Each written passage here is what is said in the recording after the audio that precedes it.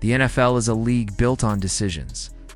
Some are bold, some are safe, and when exposed under the unforgiving lights of Sunday football, reveal themselves as disastrous mistakes. And right now, Kevin Stefanski's decision to start Dillon Gabriel over Shedeur Sanders is being picked apart from every angle. Fans are outraged, analysts are piling on, and perhaps most telling of all, Stefanski himself appears to be backing away from the very quarterback he once trusted. What was once defended as part of a developmental plan has now exploded into controversy, leaving the Browns organization in shock and a young rookie quarterback standing on the edge of opportunity. It all began in training camp, when the competition at quarterback was supposed to be settled by performance.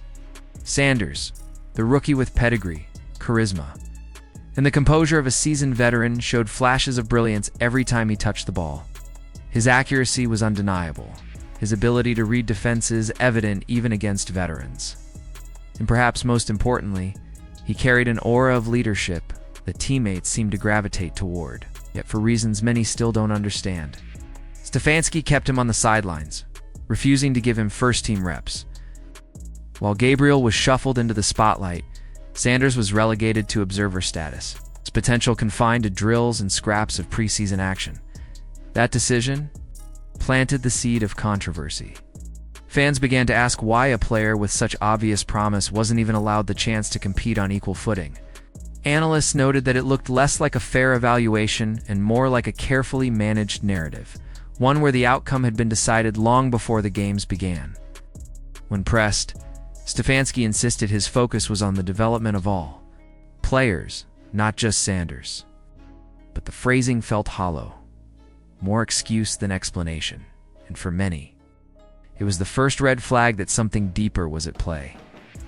Then came the games, and with them, the unraveling of Gabriel's position. On the field, his struggles were glaring. The numbers told the story, but the eye test painted an even harsher picture.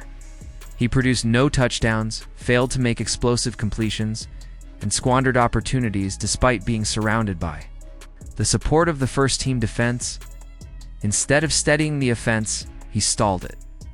Instead of leading, he hesitated. And instead of inspiring confidence, he raised doubt with every possession. His mistakes were not minor missteps, but momentum-killing disasters that shifted control directly into the hands of the opposition. The second quarter in particular was a nightmare, defined by interceptions and erratic decision-making that drained the Browns of any rhythm they had built. Fans could forgive struggles. They could accept that young quarterbacks need time to develop, that growing pains are inevitable. But what they couldn't ignore was the arrogance that seemed to accompany Gabriel's poor performance. Instead of taking accountability, instead of recognizing the need to improve, Gabriel chose to deflect. In a post-game remark that ignited an already tense situation, he labeled Shedeur Sanders as an entertainer rather than a competitor. It was a subtle jab, but one with heavy weight.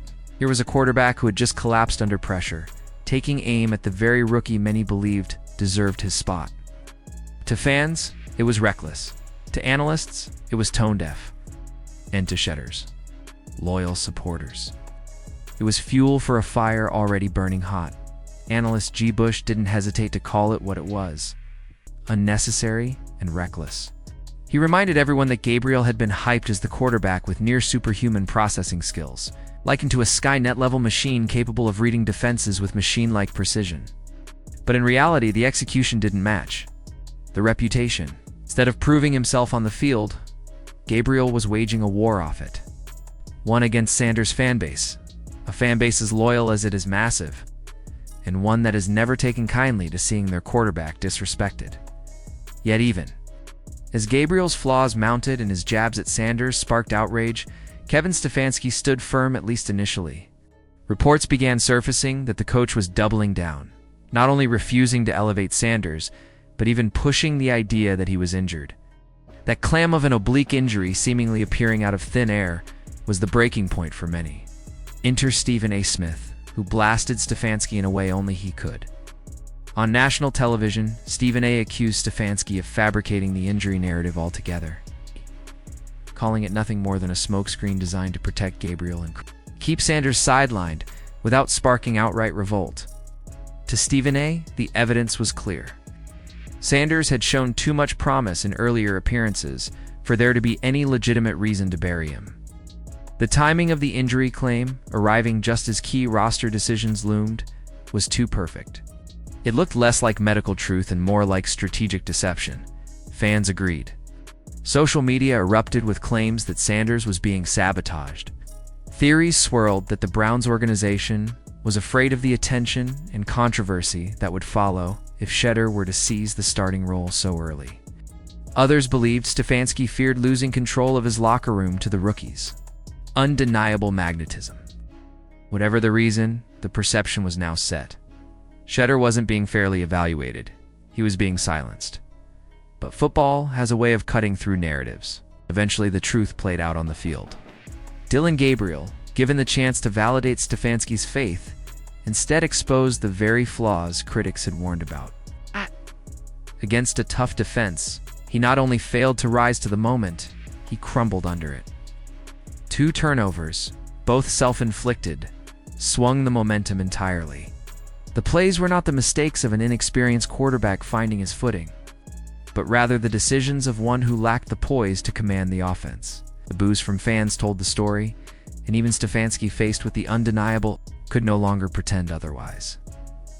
When asked about the performance, Stefanski admitted it plainly. Gabriel's giveaways were the difference. His words carried a weight they hadn't before, because this wasn't just a critique, it was a confession. The coach who once defended Gabriel at every turn, who insisted Sanders wasn't ready, was now forced to confront the reality that his hand-picked starter was dragging the team down. For the first time, Stefanski sounded less like a man in control of his plan and more like one reckoning with the collapse of it. This moment, simple as it may seem, marked a turning point. In professional sports, when a head coach publicly calls out his own quarterback, it signals that patience has run out. It's a declaration to the team, the fans, and the league that the leash has been cut short. For Sanders, it was the opportunity he had been waiting for. For Gabriel, it was perhaps the beginning of the end. The story doesn't just end with Gabriel's failure, though, because underneath it all lies the deeper question of Stefanski's decision-making. Why was Sanders held back in the first place? Why did Stefanski cling so desperately to a quarterback who at every level failed to deliver? And now that the mistake is exposed, what happens next? If Stefanski truly intends to repair his credibility, there's only one path forward. He must give Shedeur Sanders the chance he has earned. Anything less risks alienating a fan base already skeptical of his leadership. Anything less risks fracturing a locker room where players can clearly see who is performing and who is not. Sanders has shown composure, accuracy, and the poise of a leader in the making. His presence injects energy. His style inspires belief. To deny him now would not just be unfair, it would be sabotage, plain and simple. The future of the Browns hangs in this balance. Stefanski's missteps are undeniable, but the opportunity to correct them still exists. He can choose to embrace Sanders, to let the rookie prove himself on the field, and in doing so, he can rebuild trust both inside and outside the organization. Or he can continue down the same path, clinging to Gabriel, and risk turning what is already a controversy into a full-blown disaster. The NFL is a league of windows, and those windows close fast. Sanders' moment is here. The only question is whether Stefanski has the courage to open it or the stubbornness to slam it shut. But what about you? You believe Kevin Stefanski is truly owning up to his mistake, or is this just another attempt to control the narrative now that Gabriel's struggles are undeniable? Is Shedeur Sanders finally about to get the shot he deserves, or will politics and pride keep him sidelined even longer? Let us know your thoughts in the comments below. And if you enjoyed this deep dive into the Browns quarterback controversy, make sure to like the video, subscribe to the channel, and join the conversation, because this story is only just beginning.